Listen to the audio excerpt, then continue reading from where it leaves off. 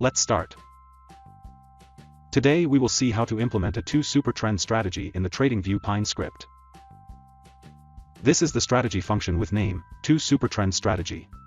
The overlay attribute will plot the super trends on the bar chart. The process order on the close attribute will execute the strategy entry on the exact bar, otherwise, the entry appears late than we expected. These are the user inputs for the first super trend. Here we calculate the super trend, its color, and plot the super trend. These are the user inputs for the second super trend.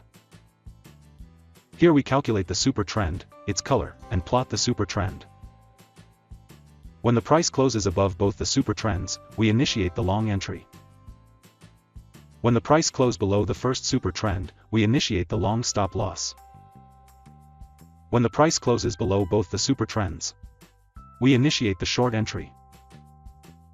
When the price closes above the first super trend, we initiate the short stop loss. Here we set up the long entry and exit. Here we set up the short entry and exit.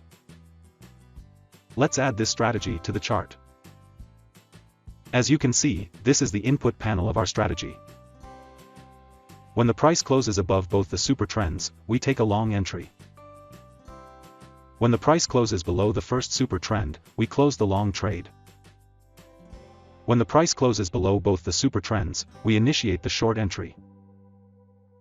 When the price closes above the first super trend, we initiate the short stop loss. So that's it.